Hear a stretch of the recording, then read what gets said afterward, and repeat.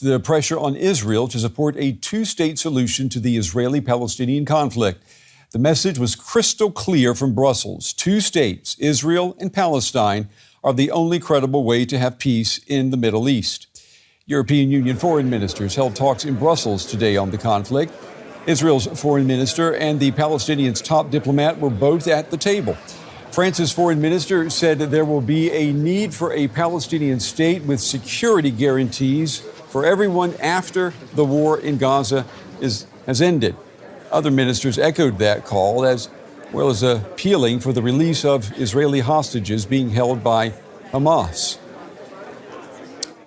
This puts the European Union on a collision course with Israeli Prime Minister Benjamin Netanyahu. He refuses to consider Palestinian independence, and he says that Israel must control security from the River Jordan to the Mediterranean, an area that would include an independent Palestine.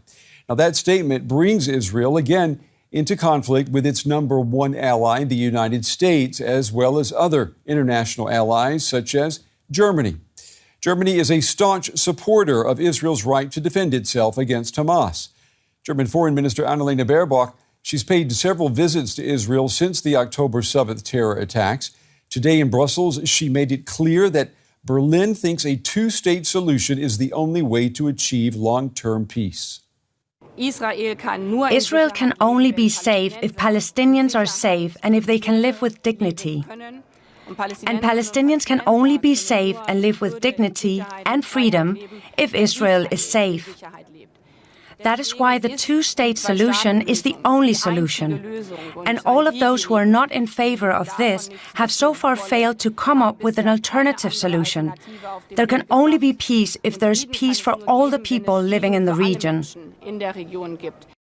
Let me pull in our correspondent now, Rosie Burchard. She's been following the meeting in Brussels for us. Rosie, tell us what the EU wants to see happen in the Middle East when the war in Gaza is over. Yeah, well, the EU says that quite simply the only way to ensure a sustainable and enduring a credible peace in the region is to have the creation of a Palestinian state. But of course, that's not simple at all, is it? And nor is it anything new. This is the EU's long-standing position. But the accusation that's been levelled at the bloc, and even really acknowledged by the EU's foreign policy chief, Josep Borrell, is that for decades, the EU and other global actors have been paying lip service to this idea, but not actually doing anything to back up those words. Now, what we've seen here in Brussels is an effort to try and have the EU move from being what really looked like a bystander in this deadly conflict to a bit more of a broker. So we saw Brussels today corralling round different actors, so the Israeli foreign minister, the Palestinian foreign minister, but also counterparts, for example, from Saudi Arabia, from Jordan, from Egypt. And what Brussels is trying to do is float some ideas, including, for example, what it's called a preparatory peace summit that would involve those actors, but also, for example, the United Nations and the United States to try and look at some of these big ideas for the future. So the bid to try and broker something here is certainly underway. Whether or not it's going to actually make any difference, especially on the ground, as we know that very dire humanitarian situation, both for Gazans and for Israeli hostages, which rages on. And of course, as mentioned by a lot of foreign ministers here in Brussels today, that situation simply is not getting any better. And we know that the Israeli Prime Minister, he has basically, trashed the idea of Palestinian statehood. I'm wondering what makes the European Union think that it's going to be listened to by the Israeli government?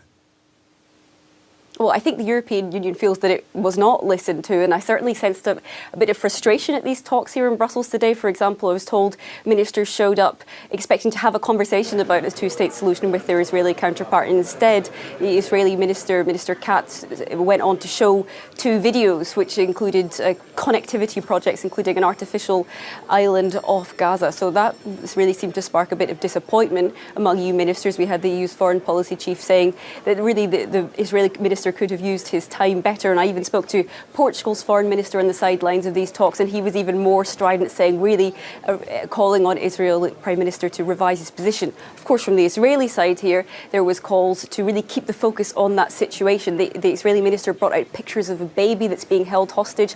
And of course, this is a really primordial question of security for Israel, not least to say, of course, the Palestinian minister who was present had a similarly passionate appeal talking about the plight of Gazan children.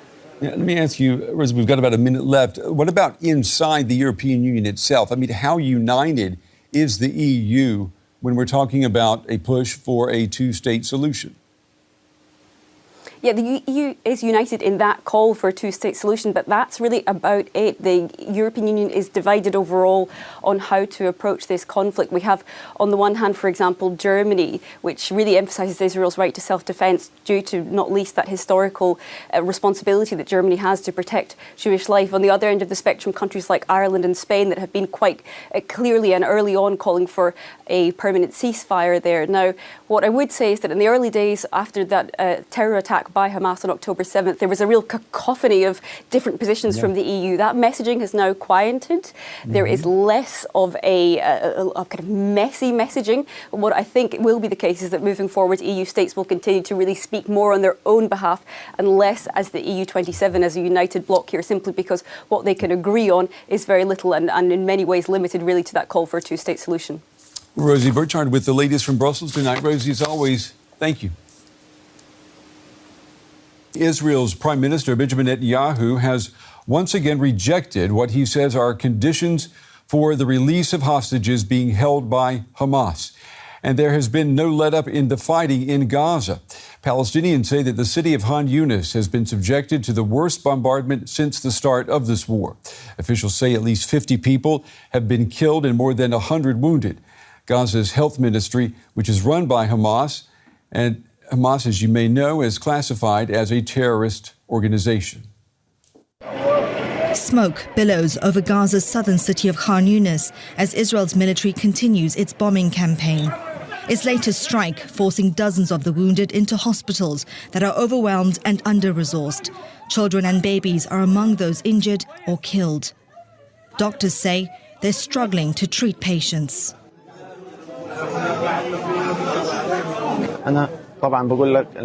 I'm telling you, the hospital is on the brink of collapse. We all are. We're running out of medical staff and supplies. Nothing is reaching us. There's nothing in the hospital to treat patients with. No painkillers, no anesthetics, no medical resources. Israel's military has been focusing its offensive on the southern city, where its battles against Hamas fighters are intensifying. Explosions and gunfire echo through the refugee camps in the Gaza Strip. Most of the population have had to move more than once to find safety. Where do we go? This is the 17th time I've left my home. Where am I supposed to go? To Rafah? Rafah is just one street. What do they want from us? Do they expect 2.3 million people to live in an area that's no wider than 200 meters and can't be longer than a kilometer? Pressure is mounting on Israel's Prime Minister Benjamin Netanyahu after he rejected terms offered by Hamas to end the war in Gaza in exchange for the release of hostages there, and opposed the creation of an independent Palestinian state. And relatives of Israeli hostages in Gaza disrupted a parliamentary committee meeting calling for their loved ones to be freed. This comes as EU leaders meet in Brussels to discuss the situation in Gaza and what will happen after the war.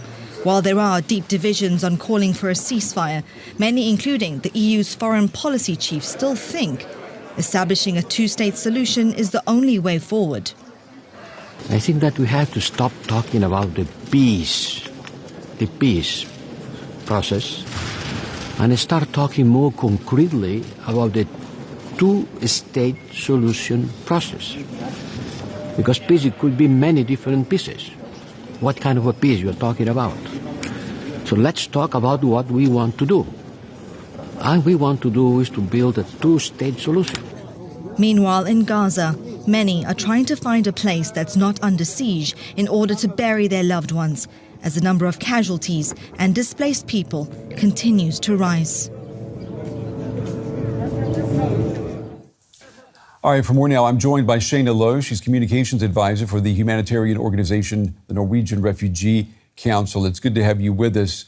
So the worst Israeli attacks in Han Yunis since the start of Israel's invasion. That's how residents there are describing it. What are you hearing from Gaza? What we're hearing from our teams in Gaza is that the situation in general continues to deteriorate day after day. We cannot even access Khan Yunis and have not been able to access Khan Yunis for days because of the fighting that is ongoing there and the challenges in keeping our own staff safe. We do have a handful of staff who have been seeking shelter in places in Khan Yunis, and it's been very difficult for us to even maintain contact with them to know whether or not they are safe. We understand that many Gazans are now leaving Khan Yunis and fleeing to Rafah. Is there safety for them there? No, there simply is no safe place in Gaza so long as these hostilities continue. We desperately need a ceasefire to put an end to this madness, to put an end to this hell that Palestinians in Gaza have been subjected to for over 15 weeks now. We had staff members who lost members of their own family just in the last couple of weeks in Rafah. Rafah was, remember, supposed to be the safe place. Now we're seeing over 1 million people cram into less than 1/5 of the territory in the Gaza Strip, seeking out some type of shelter. There's no space in designated shelters to host these displaced people. Disease is spreading quickly in overcrowded shelters due to unsanitary conditions. Sewage is flooding the streets because people simply don't even have bathrooms to go in to use. And so this is a situation that is increasingly concerning to us, and we're increasingly concerned that Israel might continue their ground operations further south into Rafah, where so many civilians have sought refuge. The European Union is now pushing hard for a two-state solution to the Israeli-Palestinian crisis. That is now in direct opposition to what the Israeli Prime Minister wants. The U.S. also wants a two-state solution. I mean, these differences have never been so clear and they've never been so public. What does this type of tension mean for your work? Well, I think Netanyahu's statements this week really demonstrate what we've been warning about in the West Bank for years now, that Israelis continue to illegally colonize and settle in the West Bank, in the occupied West Bank, destroying any opportunity or potential for a negotiated two-state solution. We've seen Palestinian communities forced off their lands, forced out of Area C of the West Bank. These are some of the most vulnerable communities.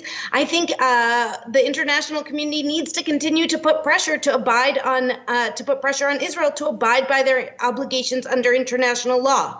Of course, all parties to this conflict must be abiding by international law. But what we've seen is a complete rejection from the Israeli government and its leaders of the internationally acceptable political solution for this conflict. It's indeed very troubling. Shayna Lowe, Communications Advisor with the Norwegian Refugee Council in Jerusalem. Shayna, we appreciate your time tonight. Thank you. Thank you. And as we said, the families of those hostages being held by Hamas today stormed the Israeli parliament. Our correspondent Tanya Kramer in Jerusalem has more. There have been a group of relatives of those hostages. They're believed to be 136 hostages are still believed to be held in Gaza by Hamas and other groups there. They have been storming a parliamentary session of a committee saying that enough is enough, that they shouldn't sit there, they should do something to the parliamentarians. And we've seen this here in the past days. There have also on Sunday night, there have been relatives and families of those hostages. They have pitched tents in front of the Prime Minister's private residence in Jerusalem, saying they're not going to budge from there, they're going to stay there, they're going to block traffic. They're becoming more and more desperate in the sense that they say we are not being heard by the politicians, and that what the government is saying, that more pressure on Hamas will bring those hostages home or will bring another deal, is clearly not working, and that every day those people, their loved ones, are staying in Gaza is a difficult day, and that their time is basically running out.